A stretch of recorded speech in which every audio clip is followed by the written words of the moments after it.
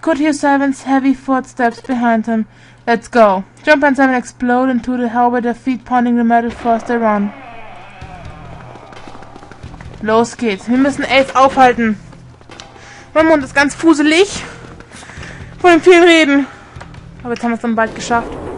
Bald haben wir das Safe Ending beendet.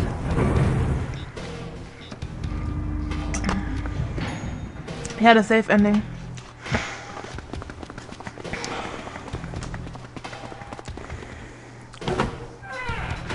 Wie ist er so schnell da runtergekommen eigentlich, der Ace? Jumpman 7 had finally arrived at the church, exhausted and out of breath. As the lungs struggled to catch their breath, their eyes frantically scanned the room. No sign of Ace or Lotus. You think they already went through? He reached up to wipe a palm full of sweat from his brow.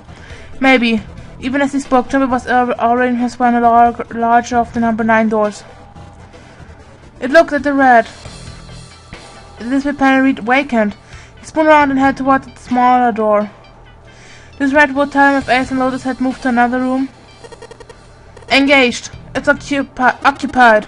That means Ace and Lotus went through here. Yeah, it seems like it. Jumpman 7 stepped away from the door. They retreated to the center of the room and began to talk. What do we do now? Yeah, what should we do?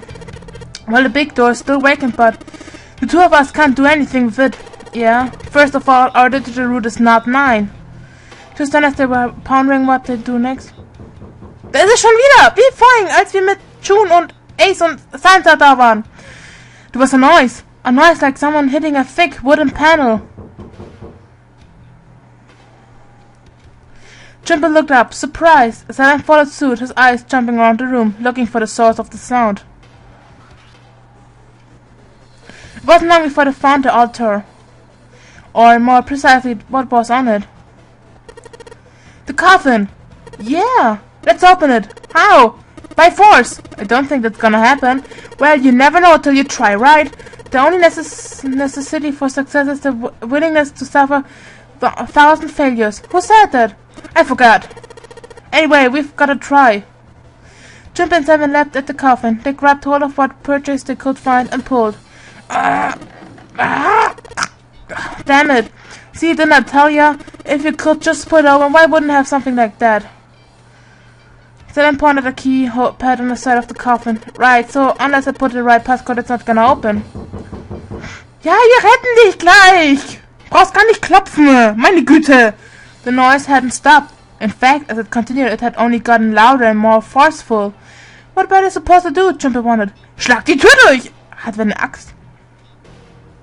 Was there some sort of clue somewhere? Als wir das erstmal gesehen haben, dachten wir schon, ja komm schon, jetzt kommt wieder Game Over, oder was? Also, they stood there for a few moments staring at the coffin and then 7 spoke. Hey Junpei, I remember you mumbling about some weird numbers over by the bathroom in the first class cabin. You got those numbers by solving the secret message Chloe was holding, right? Truth had gone, or something like that. Yeah, that's right. What about it? Well, maybe that number's the passcode for the thing too? Come on, it's impossible. Those numbers were the code to unlock the safe.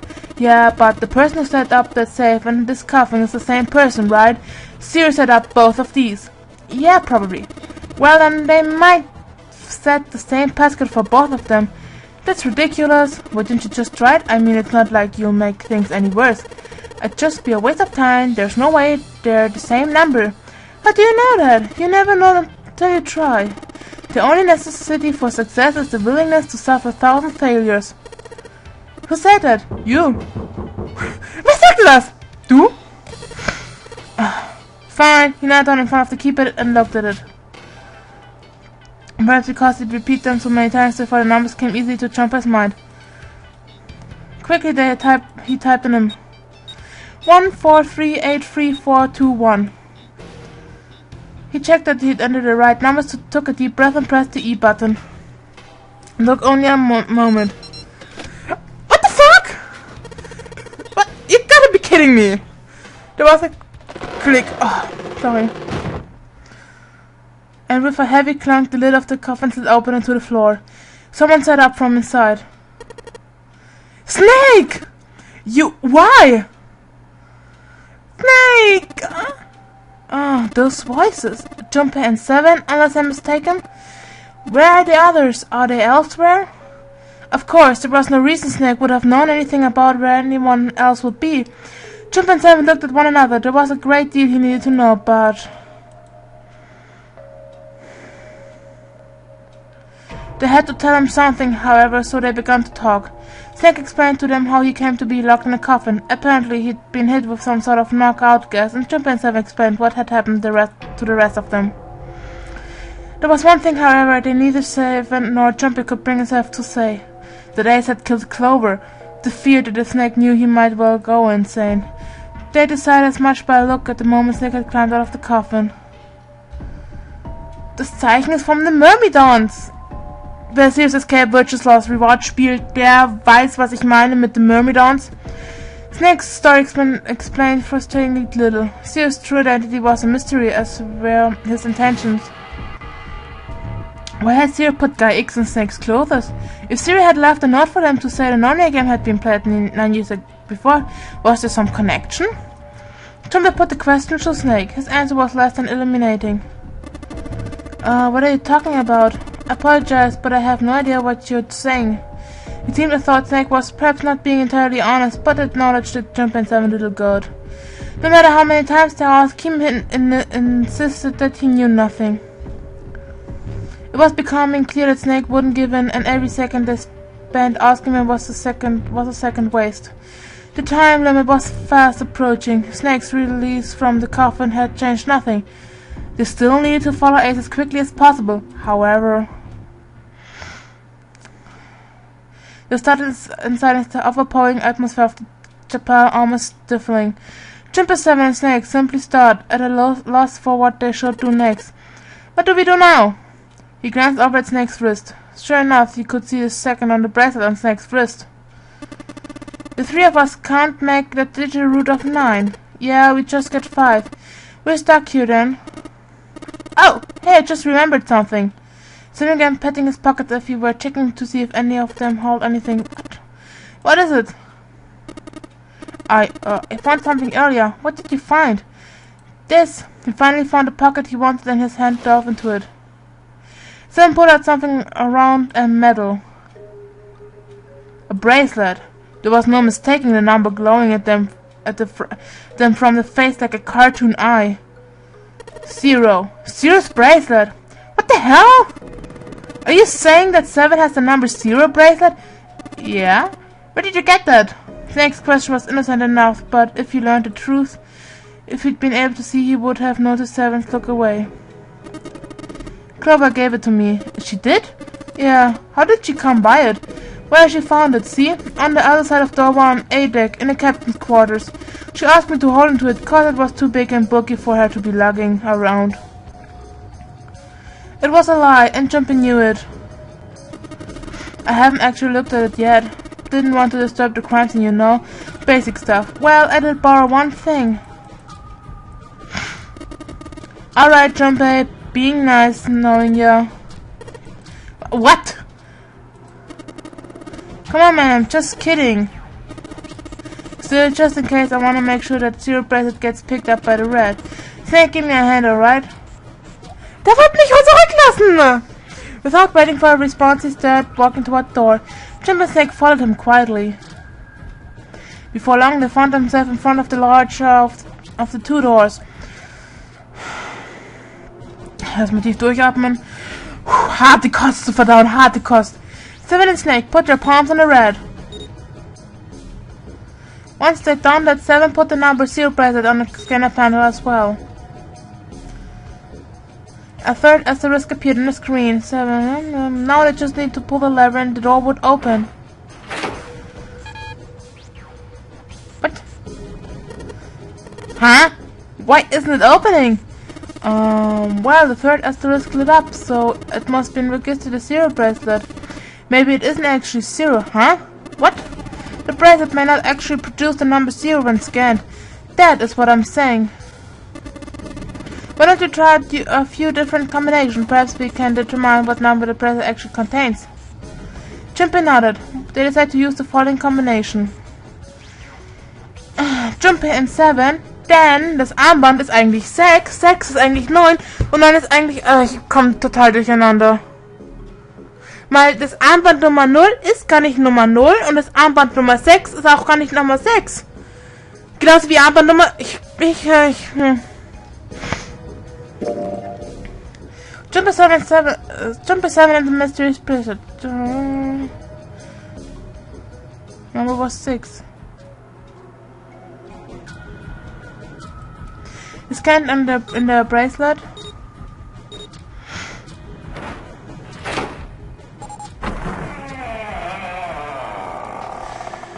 Oh yeah. It opened! Yes, so it would seem. Seven clearly hadn't thought their experimentation would produce anything useful and looked rather confused. Snake was, as usual, calm and smug. Snake ist sowieso immer so ruhig und so, ne? The door slid closed. Jumper's forehead furrowed as he thought. That meant the number for... Gerne geschluckt. For the mysterious breath was 6. But how could it be 6? The display on the bracelet clearly showed a 0. Turning from somewhere far beneath them, they heard the crack and groan of tearing metal. With it came the sound of water pouring into parts of the ship that had until recently been dry. Scheiße! Oh man, that's not good. I guess our time's just about up, huh? At any rate, we know that the door can't be opened. Let's go. But, Snake, are you sure? Yeah, you know that only Jump and I can go through this way. You needn't worry. I have a solution to this problem. My last resort, but if now is not the time for last resorts, then when? Last resort? Ah! Der nimmt einfach seinen Arm ab und tut das Armband raus. Das ist... Würde ich jetzt mal sagen, was sein Arm ist ja fake. Der hätte jedes Zeit... Dieser Wichser! Ganz ehrlich!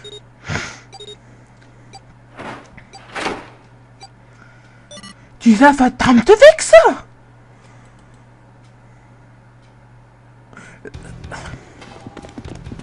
Jumper and Snake ran full tilt down a long straight hallway. Der hat einfach seinen Arm abgenommen, das Armband runtergetan. Der hätte jederzeit aufhören können mit dem Spiel, aber nein. They were headed for the stern of the ship and had no time for distraction. As the Rhine servant spoke.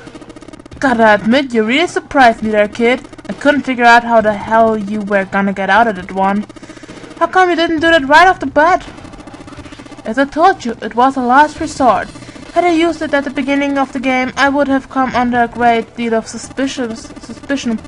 I imagine most people would have taken it to mean that I was 0. Once that convinced themselves of that, I wasn't optimistic about my chances of making it out here alive, let alone unscathed. I felt it best to play my cards close to the chest, as it were. That way, if I were in a situation where there was nothing else I could do, I'd have a little trick up my sleeve. I'd just take my bracelet off! Woo! Scheiß Opfer. Snake's plan had been simple but effective. He'd simply removed his bracelet. How? To Jumper it looked as though Snake had simply crushed the bones of his head and until it was small enough to fit through the wristband.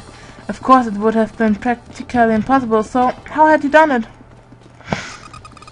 My brother's left arm, it's not like a normal person's arm. It's fake. It's not a real arm. Snake had slid the bracelet off and tossed it into the coffin. With it gone, he had little to fear from the numbered door. He walked through the door easily without authenticating. He stepped out the other side unscathed and began running down the hall alongside 7 Jumpy. They kept running for a while longer and eventually came up upon a set of stairs leading downward on the right side of the hallway. They stopped and peered down the staircase. As far as they could tell, it went all the way to the... Tut mir leid, ich wusste gerne. To the bottom deck. There didn't seem to be any floating. They nodded quickly to one another and touched down the stairs. It took only a few minutes to make their way to the bottom deck. There was a single hallway in front of them, at the end of which was a single door. She threw it open. Ey, das ist unfair. In der anderen Nummer 9 musst du ein Rätsel machen. Ey, das ist so unfair. Inside was a massive iron gate. A plate was affixed to the top of it. It read Incinerator. Incinerator? Oh my, that doesn't sound very pleasant. Do you see a lever near the gate, perhaps? Yeah, right over here. How did you know that? Well, I'd be happy to regale you with the story.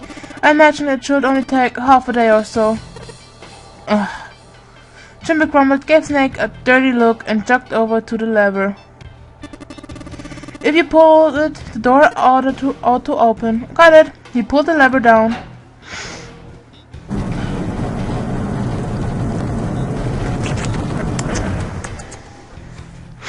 Das haben wir dann gleich das Ending geschafft. With the rumble of an Asian motor, the door opened. There was no need to hold back and no time to hesitate. They pushed their way inside. Standing in front of them were Ace and Lotus. Ace still held the revolver in his hand. It was still pressed hard against Lotus' temple. A small dark bruise had begun to form near the tip. Seht ihr das im Hintergrund? Das ist 9. Even from several yards away, Jumpy could see that Lotus was shaking. She was terrified, but perhaps more interesting was what Jumpy saw behind them. Another number 9 door. But why? Why was there another one? The door stopped Jumpy in his tracks. It simply shouldn't have been there. As his brains finally began to consider why, the whine of a warning klaxon filled the air, drawing out any thought. Warning, warning, emergency incineration command has been acknowledged. What? Automatic incinerator will take place in 9 minutes. Please evacuate the incinerator immediately. Oh my, how exciting! You've run quite a show here, Zero. A terrifying smile twisted Ace's face. What's the matter? Too frightened to understand? Here, let me explain. As it's said that the incinerator system is about to activate. In 9 minutes, this room will be engulfed in flame. Huh? Who are you? You don't recognize me? I'm hurt. It's me, Snake. Snake? Ah, yes, you're alive. I'm afraid your bizarre style had me confused. I'm quite glad to see that you're alive. Ace's voice didn't change. Snake ground his teeth. If you don't mind my asking, how did you get here? Snake, Jumpy 7, the 3 of you couldn't have opened the door with a 9. Did you use Clover's bracelets, perhaps? What? Oh well, your reaction suggests that you did not. Hold on! Why did you think we'd had Clover's bracelet? Jumpy felt his chest tighten. Oh, they haven't told you? Told me what? Clearly not. Normally I would take some time and enjoy the moment, but I'm afraid my time is at premium just now. I'll have to make this quick, Clover. Don't do it, Ace! Keep your goddamn mouth shut! Clover, I said stop it! Don't listen to him, Snake! Jumpy could feel his voice going hoarse, but Snake didn't listen to him. What happened to Clover? Ace looked at him. The corner of his mouth curled into a hug of a cruel smile. Clover died! The color left Snake's face. He shook his head weakly. No. That's not true! That's impossible! It's a lie! It has to be a lie! Oh, it's quite true. I can assure you of that. I killed her myself, you see. What? I'm sorry, did I stutter? I killed her. Snake's face twisted into a mask of rage, mottled red rising to dot his pale skin. His entire body shook. He looked to Jumpy disturbingly like a demon. I would have rather she died with less suffering. A bullet in her brain perhaps would have been ideal. Unfortunately, that would have made quite a bit of noise. Circumstances being what they were, I was forced to settle for a knife. The one the knife man had, you remember? I believe I caught her just below the shoulder blade. I was rather lucky, in fact. My first thrust went right between her ribs. Her flesh was so soft. My knife slipped in so easily. There was no resistance. That feeling was. I confess I feel rather excited. It is a powerful memory. Someday perhaps I hope I can feel it again. Was für ein sadistischer Bastard! Incineration will begin in 7 minutes. I'm going to kill you. Snake's words were a guttural growl, barely audible. Huh? I'm sorry, what? I'm going to kill you. So you're going to kill me? Please do? Come on, I'm waiting! Don't do it! Don't listen to him, Snake! Stop it, kid. He's screwing with your head. Is there a problem? What are you waiting for, boy? Don't you want me to send you to join your sister? Don't! Snake! Don't do it!